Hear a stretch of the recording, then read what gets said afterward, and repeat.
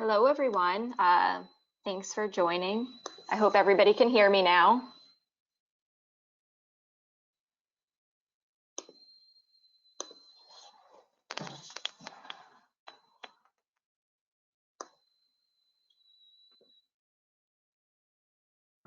If you can hear me, can you type something into the chat just to let me know that the audio is working?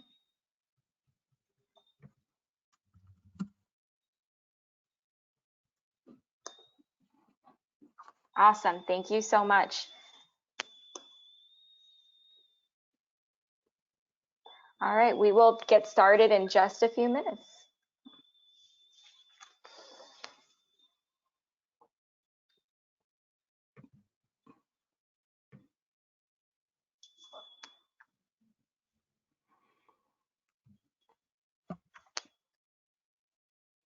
Testing 1, 2, want to see if this is moving. Yep, good. All right. Everyone's starting to come in. Welcome, everyone. We're really excited to have you here today. We'll wait just a couple more minutes. We have just a ton of content to share, but I want to give everybody just another minute or two to jump on.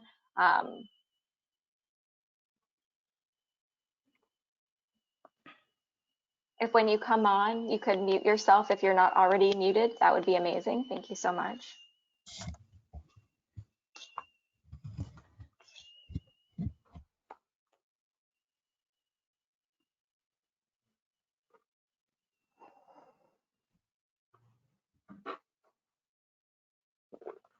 For everyone just joining now, thank you so much for being here. We'll probably wait another minute or two just to give some people time to join in. Thank you so much for your patience.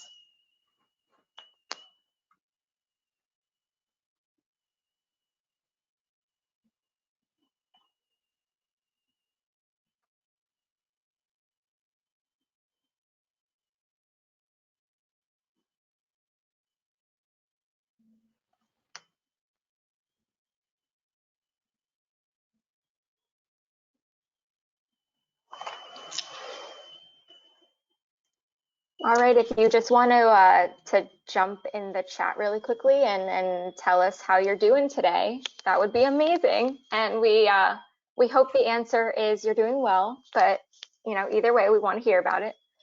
Thanks, Angela. So glad to hear you're doing great.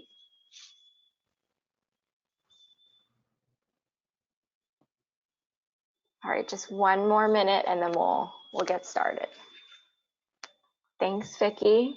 Oh, Friday Eve, I love it. Thanks, Carolyn. Oh, hi, Anne. Nice to see you. So glad you're doing well.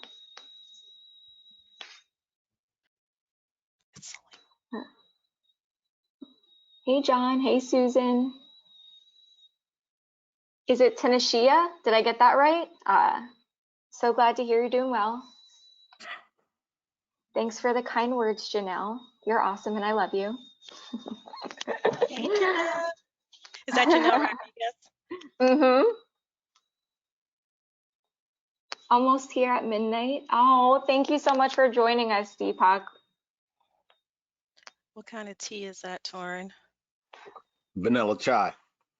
That sounds great. Is that all right? That is very nice. All right, so I think we're going to get started now. So thank you so much for joining us, everyone. I am glad to hear that everyone is doing so well on, yes, this Friday Eve. So welcome to the Improve Your Diversity Hiring Strategies webinar with Kirsten Greggs and Torin Ellis. I am neither of those people, but if you have your video on, they are here beside me. My name is Nicole Garati, and I'm the marketing manager here at Talview. And a little bit of information about Talview. So Talview is on a mission to help organizations with fast and friendly hiring. We help improve the candidate experience and diversify talent pipelines. One of the missions for the company and why I'm so passionate about this company is we have always worked to expand access to great jobs. And this hiring webinar with Kirsten and Torin is just another way that we are able to do that. So a little bit about our speakers. You can go on social media and read their bios, and I encourage you to do that and connect with them. But I'm going to tell you a story about each Kirsten and Torin and why I chose them and kind of wanted this. And they don't know what I'm about to say now, so I'm sure they're a little nervous. But okay, so Kirsten, the first time I met her, we had a phone conversation, and we had both kind of heard about each other, and but we had never actually met. So we jumped on the phone and we had a great phone call about recruiting and about, job seekers and how companies managing the candidate experience and all that stuff. And then I told her a super embarrassing story about myself. And we laughed for like 10 minutes about this embarrassing story. And I don't think Kirsten remembers what I said, which is really great because I hope she doesn't say it. But then that's totally not why I'm telling this story. But why I am telling this story is because, one, she's somebody that you can instantly feel a connection with. And by the time you're done talking with her, you feel empowered to kind of go off and make the world a better place, even if you're doing something really, embarrassing like I was telling her about. And Torin, so we haven't been friends for very long, but we've had several conversations, and you're so innovative and thoughtful and intentional. And whenever we talk, I always have a new perspective. Like, I leave with a new perspective. I leave having my biases be in check. And between Kirsten, when you feel empowered to make the world a better place, and Torin, where you're trying to like reevaluate your life choices and your work and stuff. I just felt like those were the two kinds of things that we should be leaving this particular conversation with. So that is why I'm I know that you guys are going to love Kirsten and Torin, and that's why I personally love them too. A little bit about this conversation and how it's going to go. So I'm calling it a conversation and not a webinar, not because I feel like there necessarily needs to be audience participation ongoing, but because it will be. It just will be. And we want to hear your thoughts. So please type them into the questions. Please take out a different, a browser and type in twitter.com and go and find our speakers and share with the hashtag InstaHiring, which is at the bottom. Like we want to connect, we want to hear, we want this to be a conversation, and it's going to go on, and it has to go on well beyond the webinar. But a little bit about this one is, first, we're going to talk about common biases and where they show up in the hiring process. Then we're going to talk about empowering the team. We'll talk a little bit about how to evaluate your own organizations, and then we're going to give you strategies that you can use once you go back to your organizations to say this is what needs to happen. We'll talk about how you're doing well, or how you're not doing well, but hopefully how you're doing well. And then we'll share some additional resources at the end. Again, please type in questions into the chat. I don't think we'll have time to answer them, but we might, and we'll try and get to as many as we can. And if we don't get to them, we will definitely get to them after the call, whether it's in a blog post or an email. And one more thing before we start, because I was talking to Torin about this like 20 minutes ago. So I personally, I hate being on video. I really, I wasn't planning on being on video, but I asked Torin how he goes on video and how he speaks live all the time. And what he said to me was, this conversation was designed to be uncomfortable, and it's totally okay if you are. And so I wasn't planning on being on video, but here I am, my beautiful face and my, here I am. And along with our speakers, who I know are also probably really nervous to be here too. And so if everybody leaves here a little uncomfortable, we're just going to lean in. And so I'm, facing a fear, and I'm facing a fear by being here with you, and hopefully you can be honest and lean into this conversation as well. Okay, so enough of me. You're not here for me. All right, Kirsten, take it away. Okay, thank you, Nicole, and thank you for those kind words. I'm honored to be here with the incomparable Torin Ellis, probably one of the smoothest voices in the HR space, especially when it comes to diversity, equity, inclusion, and belonging. We're starting with common hiring biases, because I think a lot of times when organizations start to think about how they can do better at diversity hiring. And as we get further into the call, you'll know why I put the air quotes up for diversity. And it's because a lot of times folks just think specifically about changing the hiring process and not about changing the behaviors that affect the hiring process. And that's where the biases come in. So if we just want to run through this list very quickly, because we do have a lot to unpack today, the expectation anchor, that's that one that says the person that's already in this job, the predecessor, the person that we are promoting, the person that we've been putting our all into, that's on our succession plan, like they're the only ones that can do this job properly. So everyone that we evaluate is going to be based off of that person and how much of a phenomenal employee and value add they were. The next is the contrast effect, and that's when you take that time to compare candidates to the previous candidates. I found I myself have done this. We all have biases. You can see me right now. I'm a Black woman, but I have biases as well. It's just a matter of me not letting them have an adverse effect on how I help organizations attract, select, and retain talent. Stereotyping. I think we all know what stereotyping is. That's when you rate a candidate based on those generalizations linked to what they visually show up as. So their race, their ethnicity, their gender, their age. Sometimes that comes in with work history. We all talk about job hopping and how long people stay in positions. Education, in some industries, it's stereotyping, well, this person doesn't have a degree, so they can't do this job. Or the school that they went to, not being what one would consider a top tier. And then their affiliations. Anyone that's heard me speak before, I pick on them, but not really. But what I call frat bros, because I am a sorority girl. So I know that there's some type of, I do it in a joking way, but for the right reasons, that brotherhood, that camaraderie, what it brings to the table in terms of networking and things like that. Then there's premature conclusions. That's rating the candidate before you have sufficient data. So there are studies that say people make an impression within 7 seconds of seeing you. They've already made up their mind. Well, if you're someone like me and your normal face is this,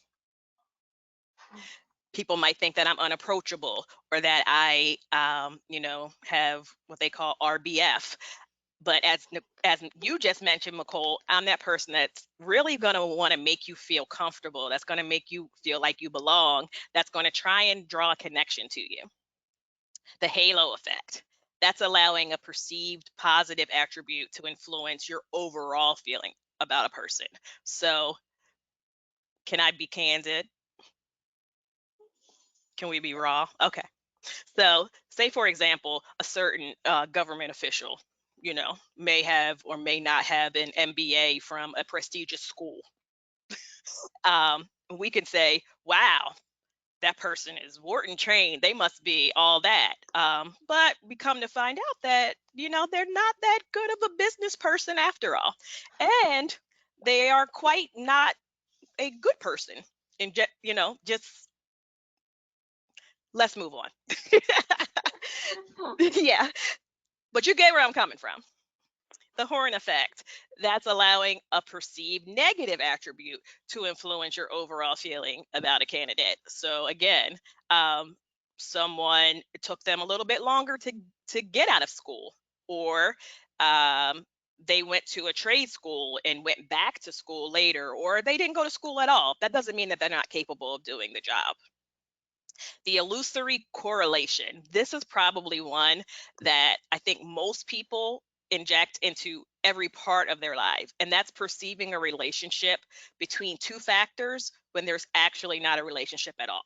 Now, how we do this in hiring is, for example, we used to work at, I have a negative view of a particular company, ABC company. And ABC company not only didn't want to hire me, but when they did hire me, my experience there was extremely bad, toxic, all of that. So I think that anyone that comes out of that organization is extremely bad, toxic. And that person could have left for the same reasons that you did, or that could have just been my experience. So I'm correlating how I feel about something to how I rate someone. Then there's leniency that shows up a lot in interviewing when you rate a candidate high in all areas, again, based on something that you perceive is wonderful and great about them. And then severity, rating someone low in all areas. Conformity, that's the group think that we do when we have panel interviews and we're sitting around and, we don't want to be the person that calls out our coworkers for maybe their biases. So we go along with what they wanted to do. You just don't want to look like an outlier. And then the similar to me, like me affinity is rating the candidate high only because he or she is similar to you. Okay. You want to move on to the next slide? Torrin. Yeah, so we're going to rock for a little bit. I appreciate you, Nicole, Sanjo, CEO, the entire Talview team, Monzi over there handling the background, making sure that everything works smoothly. Like it's almost midnight in India and you are up and you are being extremely supportive. Kirsten, thank you for rocking with me for an hour. Like I absolutely appreciate you saying that this is something important enough for us to do and for us to do it together. To each and every one of you that are online, like 100, 150, 200, 300 people, it doesn't matter to me. I absolutely appreciate all of you. And for me, it's extremely important because I don't enter into this work jaded or bold enough to think that I or we have all of the answers. Like no fairy dust. We got to do a little bit of work. And so I share out of experience and love what it is that I found to be foundational considerations for any person, any role, any organization. Like it's been well over 100 years that D&I has been a consideration with varying intensity and support. Well over 100. Ford Motor Company back in 1913 were one of the first organizations to start hiring African American talent. 1961, we had an executive order around racial equality. 1964, Civil Rights Act. So you see, we've been at this conversation around D&I for quite some time. Quite some time. But for me, I think that it's important that we continue to try to move beyond the diversity reports that we've been looking at since 2013. Like most of them are marginal. And so we are upset with organizations because they have marginal improvement, but you are not going to change the ship overnight. What I think is important is that we focus on the humanity, because we still have 6-year-olds in kindergarten classes being handcuffed by police officers and taken out of classrooms for throwing temper tantrums. That's the workplace.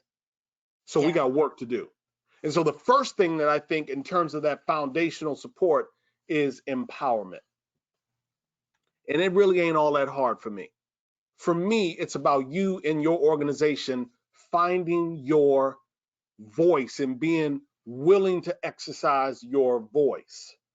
That might mean you sacrifice something. You might lose a bit of a promotion. You might not be tapped on the shoulder to take that position or that particular opportunity, but then again, you might.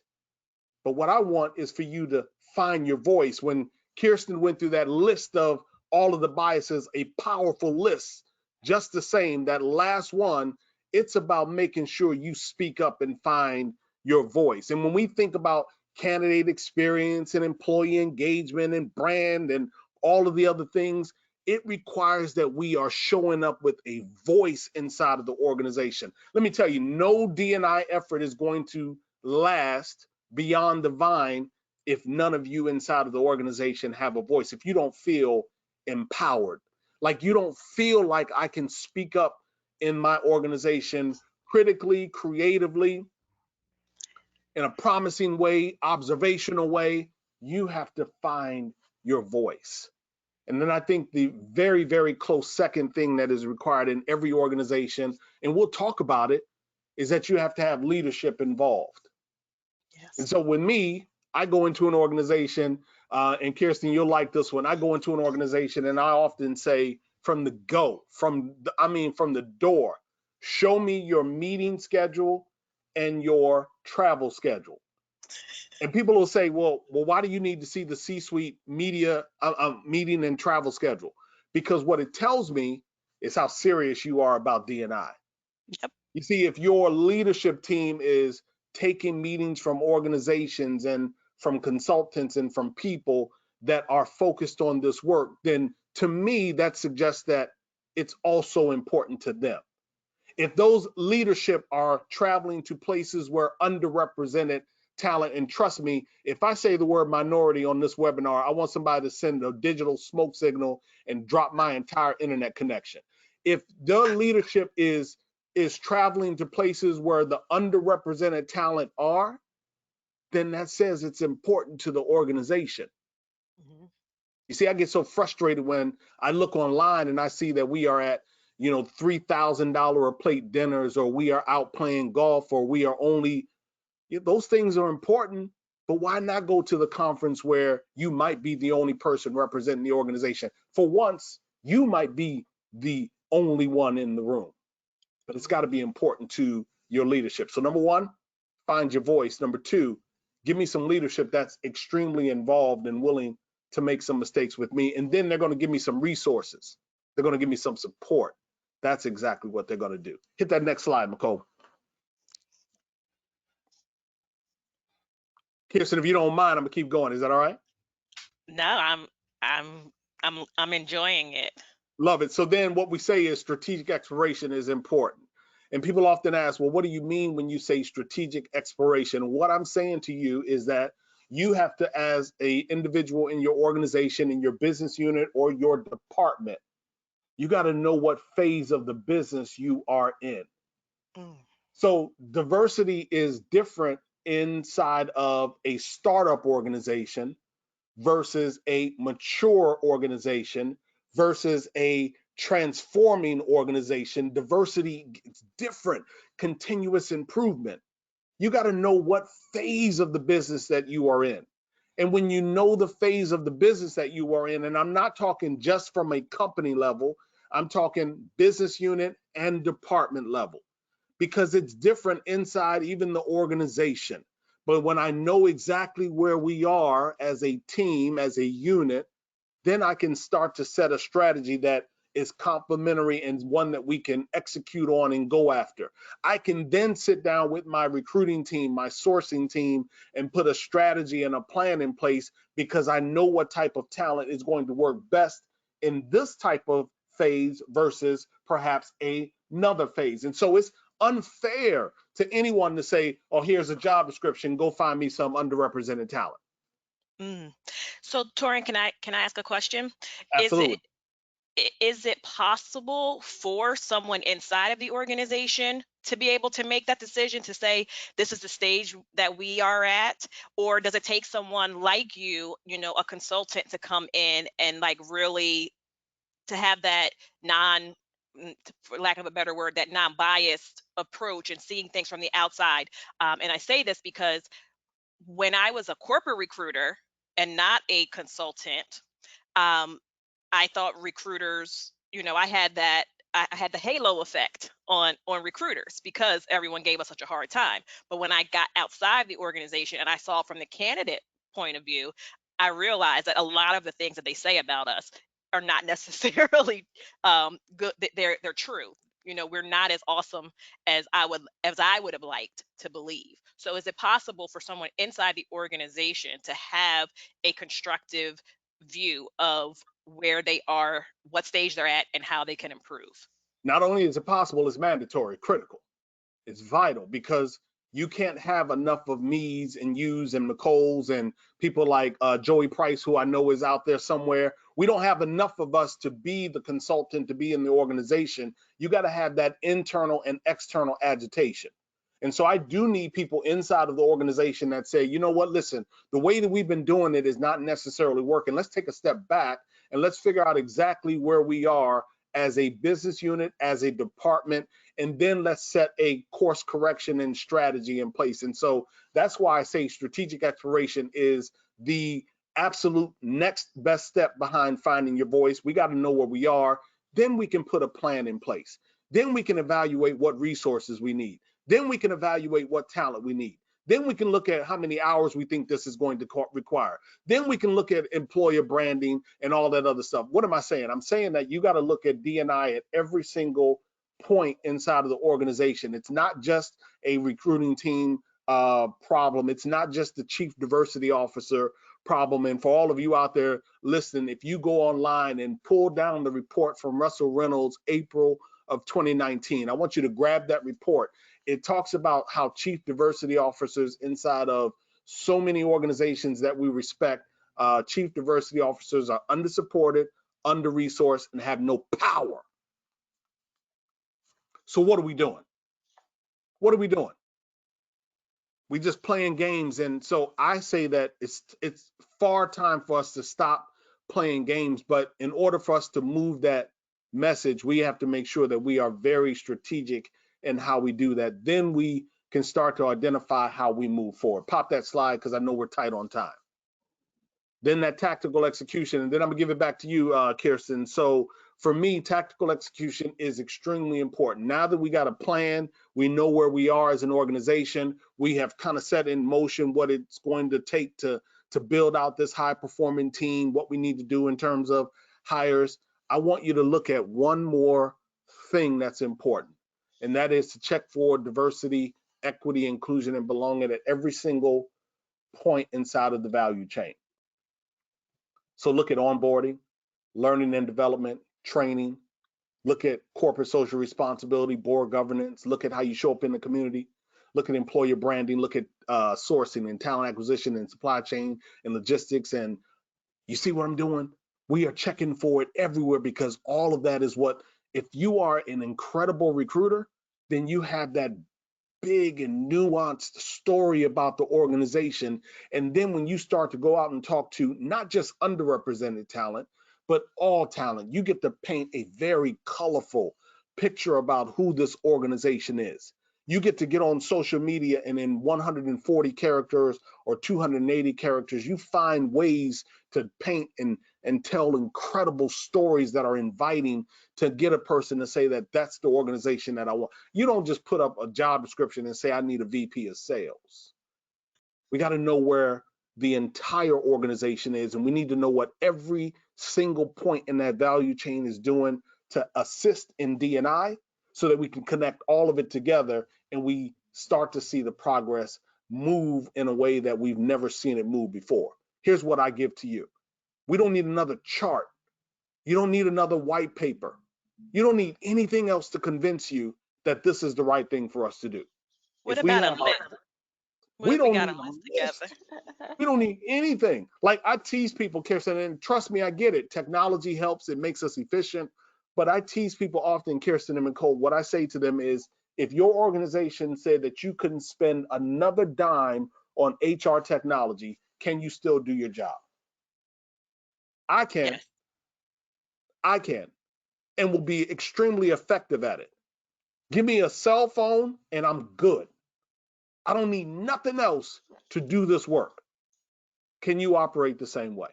Tactical execution. So I want you to do all of these three things. And once you have that voice and that strategic or strategy in place, and then you tactically execute, say to yourself, look, I may make some mistakes, but it's time for me to recalibrate. Kirsten, you know what I'm saying? I do. So I want to piggyback on you here. We talked a lot about execution, and I believe, and I hope at least one person will write this down. Execution is more important than intent. Yeah. If we're going to go back to you, you gave out some phenomenal, you told us some data. So this is what we do when we start to think about diversity hiring. We go and what do? We collect data, because we have the intent to show this is why we need diversity. So we go and look at the Glassdoor report from August of 2019 that says 67% of job seekers consider workforce diversity an important factor when they are considering employment opportunities. More than 50% of employees want their workplace to increase diversity. And 70% of candidates want to join a diverse team. So here's what we do.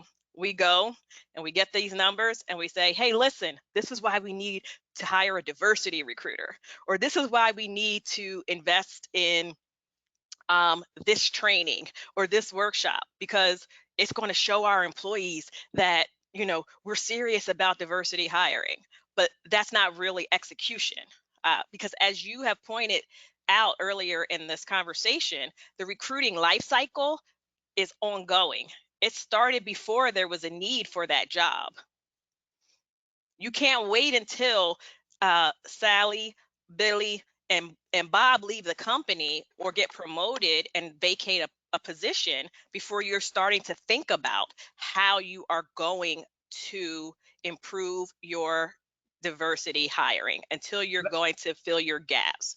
And Yes. that's why I say, if we are looking at everything being connected, all of the organizations or all of the departments are working together in that. And so to your point, we're not waiting for requisitions to become open because we are backfilling them.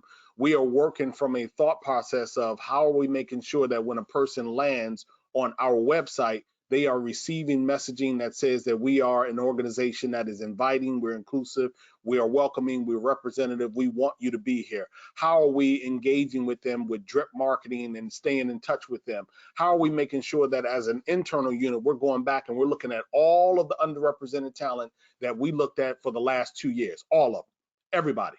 We are No reaching one's out doing to that. all of them, even people that we didn't bring into the organization. We're going out and we're reaching every single one of them. And we're asking them, what was the experience like? And we are helping ourselves to reshape. That's why I say to you earlier, we need that internal as well as external agitation inside of organizations. And I don't use agitation in a negative way. It's a positive thing, because I'm going to see something when I look into your organization, Nicole, that you don't see. And if you were able to look into mine, you'd see something that I don't see. The beauty of this is working together. And so you're absolutely right, Kirsten. It's not a reactive process. It is proactive. It's a very proactive process. And you touched on something there about the website. That too, I think that's an intent. So what do? We put a person of color on our website, and then someone goes and takes a deeper dive and looks at your leadership team, and it's very homogeneous. It's all white men, or it's one woman.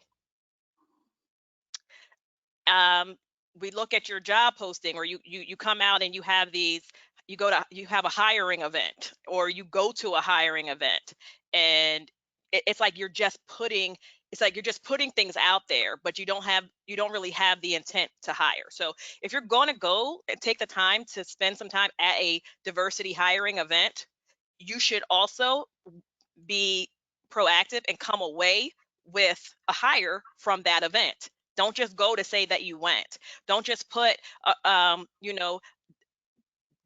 just put diversity on your website to say that you have diversity. Don't just Yeah, but throw I'll EEOC push back. statement. I'll push Yes. back just a tad bit, because even if you go and you can't make a hire, I get that. I understand. I want to see you there. I want to see you there. And to your point around imagery on the website, if you don't have, black and brown people, if you don't have people with a visible or non-visible disability, if you don't have people that are on the LGBTQ spectrum, if you don't have people that are over 50 and show that they're over 50 confidently, if you don't have that, then don't fake it. I don't want you to go and purchase stock imagery. What I want you to do is be able to say, from a true and transparent standpoint, listen, this is what we are trying to do, and we want to do better. That's what we tell them. We go to a job fair, or we get on social media, we are at various events, we speak the truth. That's what we do. And when we do that, I think that people receive that a little bit better. I'm okay with, you know what, I might be the first one. I might be the Jackie Robinson of FedEx, like Ms. Hood is yesterday when they made the announcement. When they made the announcement, everyone thought that she was the CEO of FedEx. Yes. Nah, she's not the CEO of FedEx, but she is the CEO of a business unit. Still important.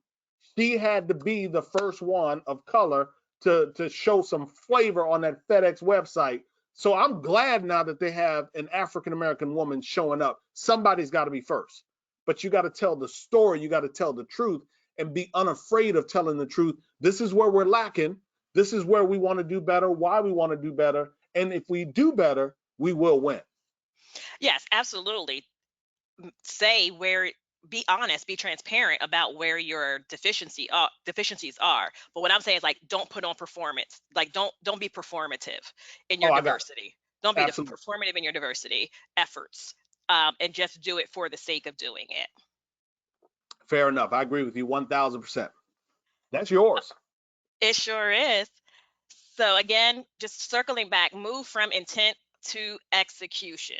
Now, what does that mean? We touched on it a little bit here, saying, be very transparent about where your organization is lacking. Allow people to that are already inside your organization to talk about the things that make them uncomfortable. One of the things that I know firsthand that makes people uncomfortable is really diving into this conversation about diversity. We like to say diversity to cover a multitude of things, especially when we're specifically talking about race. We will not say it. We will not say black woman. We will not say black man. We will not say Latino woman. We just say person of color, you know? We won't say it. We won't talk about race in the same way that we talk about other things. And And we open need up a to start crayon. doing that. And listen, I'm gonna let you keep going, but open up a crayon box and you do have a white crayon in that joint, right? I guess, So yeah. even when we say person of color, as you are illustrating, even when we say person of color, we are referring to oftentimes black and brown people and not the Yes, majority, not the homogeneous or white folks. We are the power excluding them majority. when we say that, and so I want people to be comfortable speaking about race. It's not a bad thing. Like, you're not going to disintegrate if you say black. It's all right. Jesus.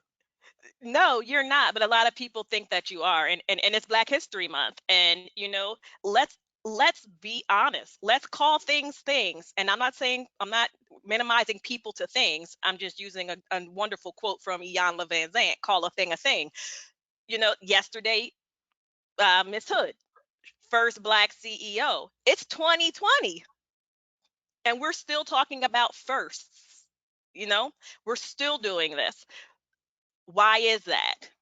Why aren't we seeing more of this? Why aren't we doing more to bring these issues to the forefront? Because every time we do, and trust me, I've been in diversity trainings, and let's be honest, diversity trainings are heavily populated with the people who have the experience, who don't have as much to learn as the folks who have blind spots, about the things that we're teaching. You go to a diversity training and it's filled with black people.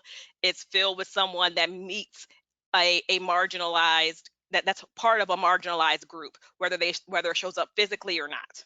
They're there for a reason. They're there to, as Torrin said earlier, feel empowered. They're there to feel like they have a place. They're there to feel safe and have a place to tell their story.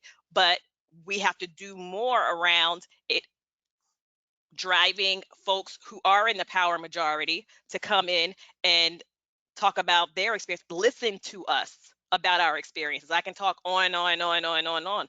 It shouldn't just be important to me. It should be important to everyone. So we really need to reevaluate that. Where does DEIB start? I say it starts in recruiting. Torrin doesn't necessarily agree with me. He thinks it starts at every point on the value chain, and I agree with that. But the reason why I say it starts in recruiting is because we are the drivers of what the organization is going to look like. We're the drivers of the company culture. We're the gatekeeper that says who does and doesn't get advanced in a process. we control how the candidate experience is going to be. And if we're disgruntled, if we're biased, if we're prejudiced, if we discriminate, your organization is going to continue to look the same. The first thing that I look at when I see, any news story that comes up of a bad situation, in an organization, I look at what their recruiting staff looks like. I look at what their HR staff looks like. And I promise you, a lot of the time, it's very white.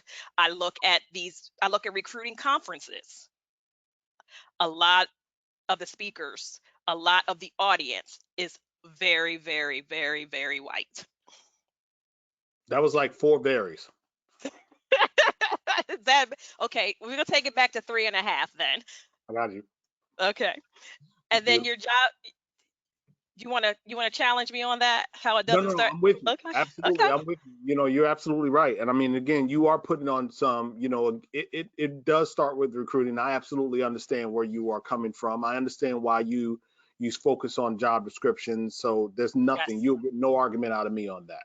All right. So let's move to job descriptions and your sourcing strategies and some of the things that we're doing there that we need to reevaluate and change. If you want to move to the next slide, McCall.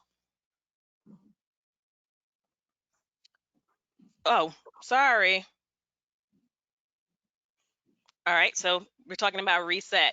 So just be conscious of your biases, execute a plan to shrink those gaps, and then focus on inclusiveness throughout the process. I think I want to move on to job descriptions. I don't know how much time we have left. All right, your job description. How many of you think about what your job description really says? Is your language inclusive? Probably not. Are you posting and praying? Thinking that because XYZ company has reaches the most amount of people, that's good enough, because your website spiders to all these different sites, all these free sites. Oh, we're reaching people. No, you're not. You might be reaching them, but you might not be pulling them in because of the way your job descriptions were. You're using gender coded words. You're using language that turns people off. Like, I don't particularly want to see ninja. I don't want to be called that. I don't want harsh language used, like must do, like when someone's like, you must do this, you must do this, you must do this. That's a turn off for some people. We put arbitrary things in job descriptions, such as must have excellent verbal communication skills. But what does that really mean? What if English is my second language, or my third, or my fourth? And I can communicate well written. I can communicate verbally extremely well, because again, I speak 4 languages. But because you who only speak one might have to listen a little bit better or a little bit more intently, now you're saying, oh, I couldn't, they didn't, I couldn't understand anything they said. They didn't talk good. Do you specify your inclusive benefits and working at the organization? Are you just putting up your same little EEO statement that we do X, Y, Z we do not discriminate on the basis of race, gender, ethnicity, special needs, things like that? Probably not. Do you talk about how you're going to accommodate folks who do need special accommodations, like a deaf person that needs us to set up an interview for them where someone will transcribe it for us? Can we do that?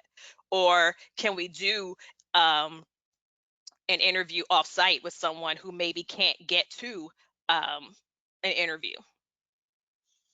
If you come to my site and say you're in a wheelchair, can you get in? We have to think about those things. And Kirsten, let me jump in for just a second. And the other side, what Kirsten has talked about is she's hitting on the written presentation. I know Yes. that a lot of organizations out there are going to begin to use, if they're not already using, the video application. And so the video side of that is you still have to be extremely sensitive to the inclusion aspect. And so I would encourage every organization to consider, how do we tell and narrate the story? How are we being inclusive by showing people that are, again, on the entire spectrum of LGBTQ, or are we using universal bathrooms or unisex bathrooms? You don't have to say it. You can just simply show it inside of the video. You can show accessibility to the organization, if you will. So not just from the written standpoint of content of a job description that's showing up on a site, but the visual aspect of a description that's showing up on a site, that's being disseminated over social media, that's being moved around virally from one employee to another through their own personal social media networks. We really want everybody in the organization to become an evangelist. And the way you bring evangelists or create evangelists inside of your organization, they got to feel welcome. They got to feel like this is really a place where we don't mind sharing who we are here with other people. I have an incredible friend in Chicago. His name is Wynn Jennings. He works for Yellow. He couldn't show up and be the best that he could be until he felt comfortable going to work in what we would call loud and very, vibrant clothing. Like he would put on a sweater now with a unicorn on it, and it may have gold dust and sparkles and all of this stuff. But now he is so much more effective in the organization because the organization has embraced him. The organization has began to start creating employee resource groups and business resource groups. And of course, they have one for people that are LGBTQ. They're beginning to participate in pride functions around Chicago. He's able to now share, in a different way on social who the organization is. So we're not just talking the written version, but we are talking about the video application as well. Yes. And then again, just to go back to the expectation anchor, that's where this shows up a great deal. And that's in trying to make a carbon copy of a person that's leaving the job.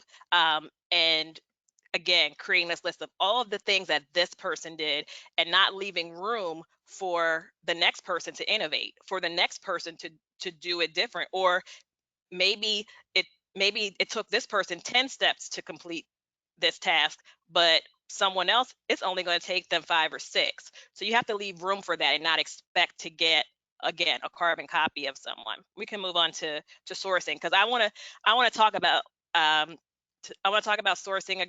a little bit, because as I mentioned earlier, when before we got on the call, Amazon had a little situation yesterday. There was a news article that came out about an HR person who was instructed by her supervisor to go through social media and to determine what a candidate's race or gender was, as a way to disqualify them from being considered for employment.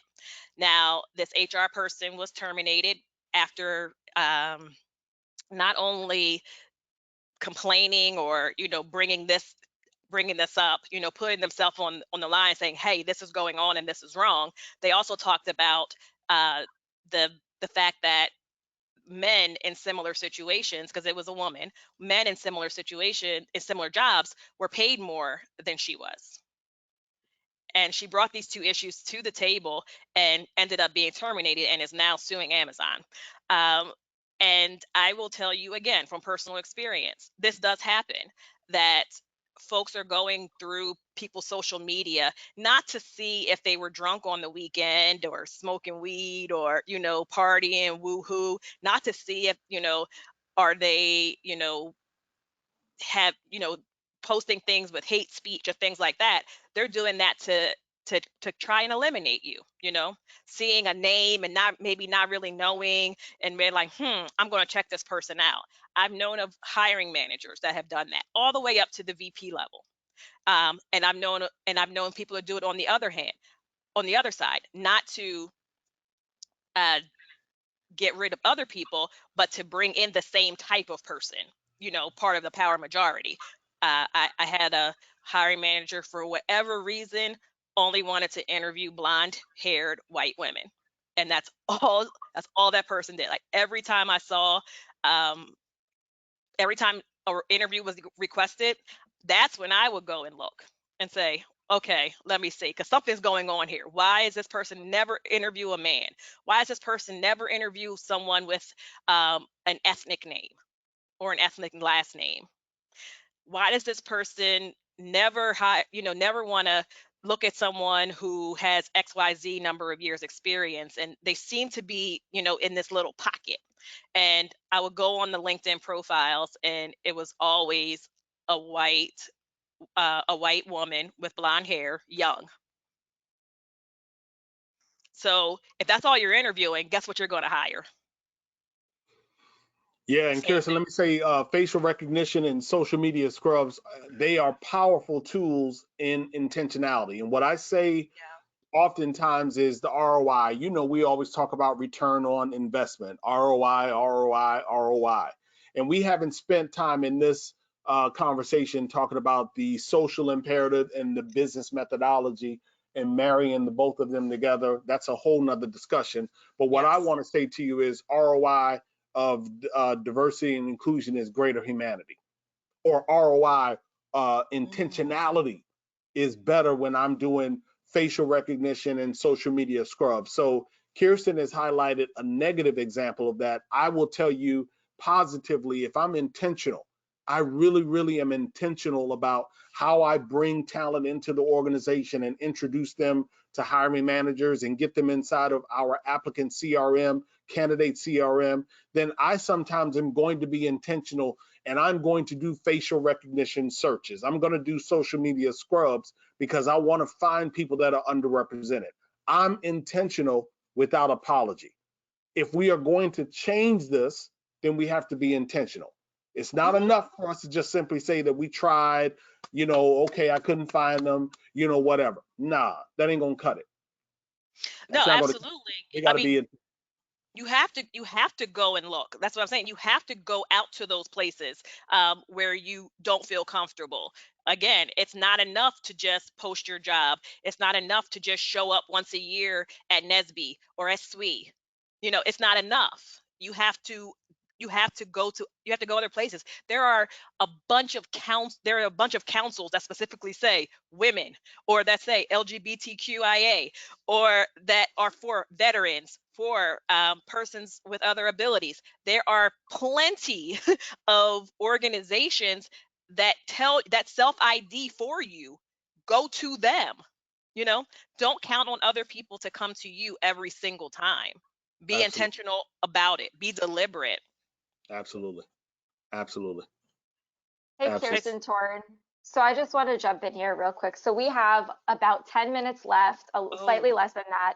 So I just kind of want to talk about just like a couple things. So one, what biases creep up in the interviewing process specifically, and that we should look out for? And I know we touched about that on the broad level, but like some specific things that we can take away. And I know we have a slide later on takeaway. And then I want to talk about I know we have like inclusive language, and if you're in the audience listening to this, one thing that I want you to be very intentional about is listen to the way and the words that Torrin and Kirsten are using when they talk about people of different abilities or different ages. I saw that was a question that came in. So just mhm. listen to the language that Kirsten and Torrin are using, and then we'll spend a few minutes talking about the data and metrics, and then we'll kind of wrap this up. So just Okay. So most of the biases show up in interviewing. Almost every single one. The contrast effect, stereotyping, 100, 100%, because we're making visual IDs on people, and we're deciding, oh, I don't like that person wore their hair natural, or I don't like that that person maybe didn't have on what I think is the best outfit, but they still were neat and clean, or there's a tattoo showing, or their hair's a different color, or they have On they have long education, fingernails. or education or geography or Yes. social status, if you will. You don't Hmm. appear to be as polished as I am, that kind of stuff. Those biases are absolutely real, and so the challenge for each and every one of us is to figure out, how do we mitigate that? And so we mitigate that by allowing ourselves to be aligned, to find synergy, and to collaborate with other people in the interviewing process that are not going to bring the same biases. Listen, we got to Yes. understand that the three of us right here, Nicole, Torrin, and Kirsten, we see things differently. The three of us can work together to build more inclusive teams. But if all Yes. three of us thought exactly alike, if we all approach DNA, even in this, Kirsten has already shown, here's an area where Torrin and I disagree, but we can still sit in the same room and we can have a conversation. I can tell you right now, if as a recruiter, you are sitting inside of a room and you don't have a person who's sitting in there that knows what it's like to be, or let me say it in a different way. If there were the three of us sitting in a room and then one more person joined us at the table that was blind, change everything. Yes. Change everything. It changed the entire conversation, changed the entire outcome, changed everything. So what we need to be thinking about is, how do we complement who we are differently so that we can get different into our organization and on our respective teams. Okay. I know we talked a little bit about the hiring process and the offer process, but one thing that we didn't get to yet is pay equity and salary. And I know that's a super uncomfortable conversation. Can you summarize what what your thoughts are on that topic? Well, it's not uncomfortable for me Nope. because I encourage people to get their money. Like get your money. Yeah.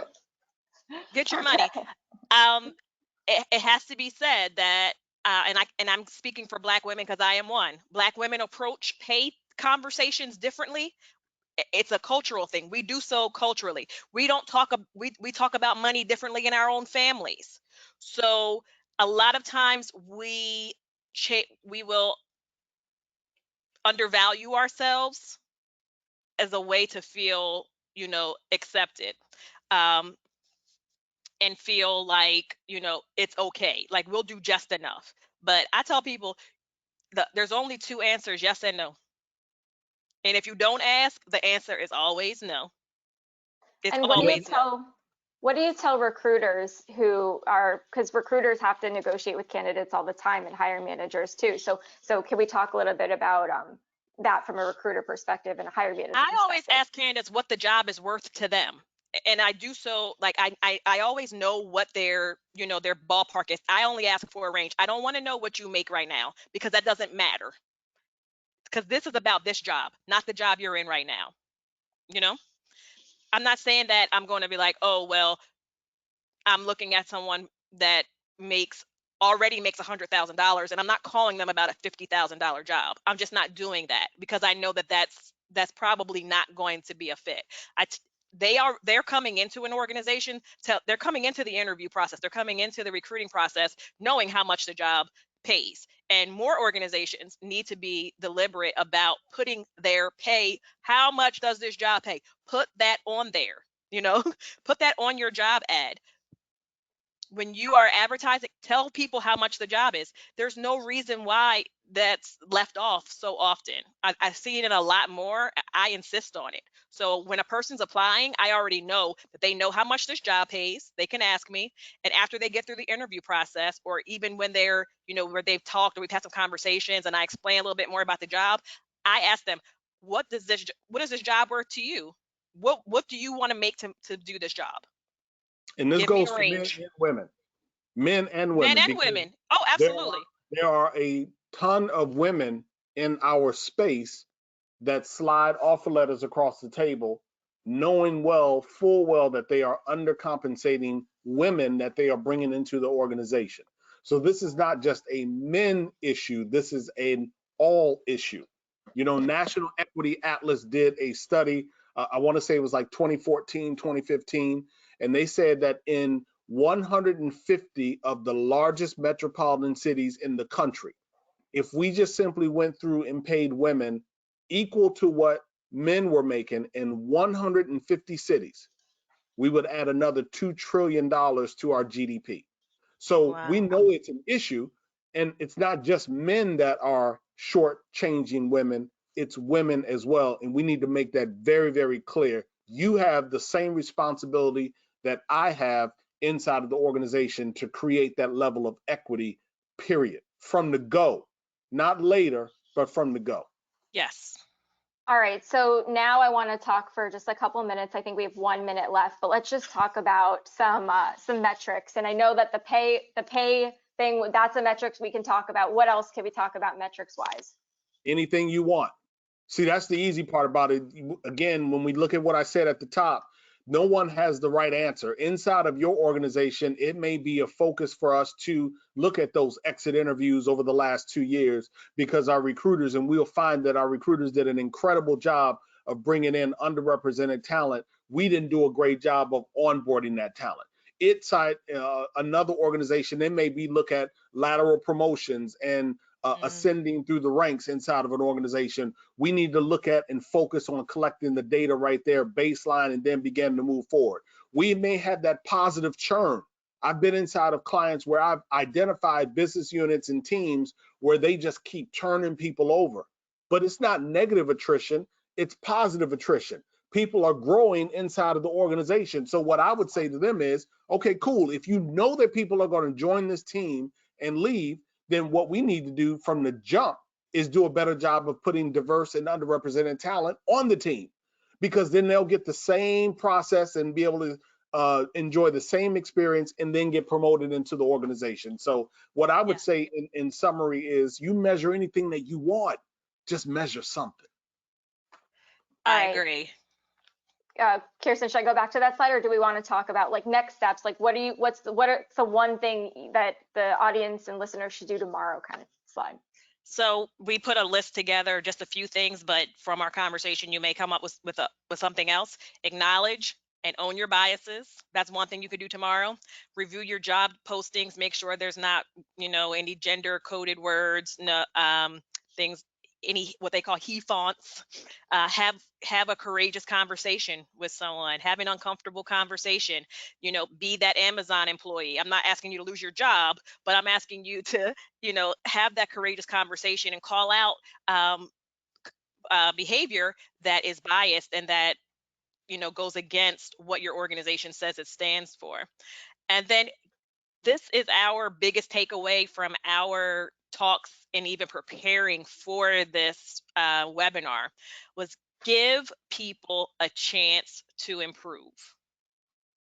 We can have this conversation, we can disagree, and we can do so respectfully, and we can do so in a way that each one of us learns. So we're not going to quickly cancel people if they are willing and and we afford them the space, and we afford ourselves the space to heal and to improve and to do better, because every single one of us can do better. Operate with speed, efficiency, and transparency. What I would say to every single person on the call, will versus skill. Like Will versus skill. I have a great degree of respect for each and every person. I am going to assume out of love that you are a professional at what it is that you do. So I'm not challenging whether or not you are good at what you do, whatever your role is. What I'm asking you is to tap into your will. Do you have the will to do D&I better? And if you have the will, then on Monday, you're going to say, I'm going to do something different. I'm going to either operate with greater speed. I'm going to be more curious in where I look for talent. I'm going to go and introduce myself to an business unit or department so I can get a better understanding of what they are or not. I'm going to do something different. I'm going to add some efficiency to my process. I'm going to be more transparent. I'm going to tell people what I don't know. Like, I'm not comfortable talking about race, and this is why. So can you help me? I'm going to be transparent. Will versus skill. You understand? I'm not good at going to HBCUs. I don't know how to use Fiverr and reverse the lookup in terms of finding talent. I'm going to do something different. Will versus skill.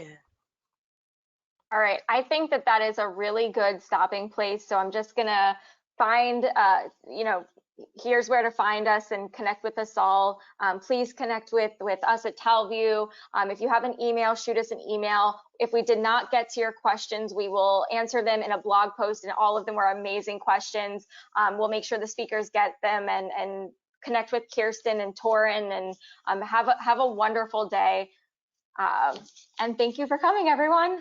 And Thank you you. know what, Nicole, real quick, if you reach out to me on Twitter and you ask for the DNI kit, or if you shoot me an email and ask for the DNI starter kit, I promise I'll email that to you. We didn't cover that slide. I know that there's one in there for Joey as well. He's got something that he's giving away. I don't know how people are Yeah, going to get. we're gonna include that in the follow-up email, so everyone will get that. Thank you so much, Joey at Jumpstart HR, and have a wonderful day, everyone. Bye. Thank you.